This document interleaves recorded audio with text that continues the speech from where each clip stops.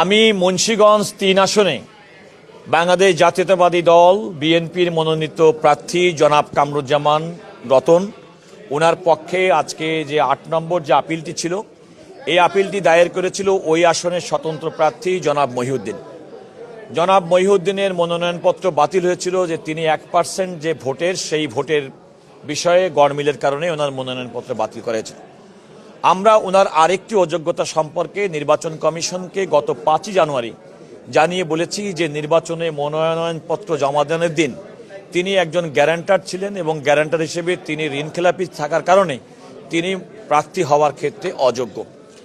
আজকে ওনার যে আপিল সেই আপিলের মধ্যেই আমরা আমাদের বক্তব্য উপস্থাপন করেছি এবং আমরা মাননীয় নির্বাচন কমিশনের সামনে দেখাতে সক্ষম হয়েছি আজকে যে আমাদের যে বাংলাদেশের সংবিধানের ৬৬ অনুচ্ছেদ এবং আমাদের গণপ্রতিনিধিত্ব আদেশ অনুযায়ী প্রার্থীর অযোগ্যতা যে বিষয় তার মধ্যে অন্যতম অযোগ্যতা হচ্ছে মনোনয়নপত্র জমা দানের পূর্বে তিনি ঋণখেলাপি ছিলেন না এমন অবস্থা তার থাকতে হবে এবং আমাদের বাংলাদেশে প্রচলিত ব্যাংক কোম্পানি আইন ১৯৯১ সালের ঋণের দেনাদার যিনি তার অন্তর্ভুক্ত যিনি গ্যারান্টর তিনি অন্তর্ভুক্ত হবেন।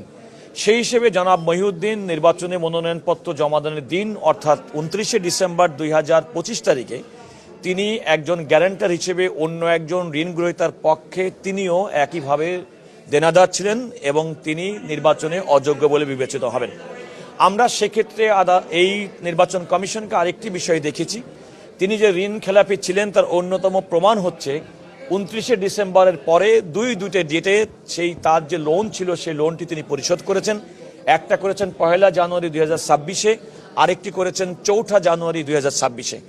এ দ্বারা তিনি নিজেই স্বীকার করে নিয়েছেন যে তিনি মনোনয়নপত্র জমাদানের দিন তিনি ঋণখেলাপি ছিলেন।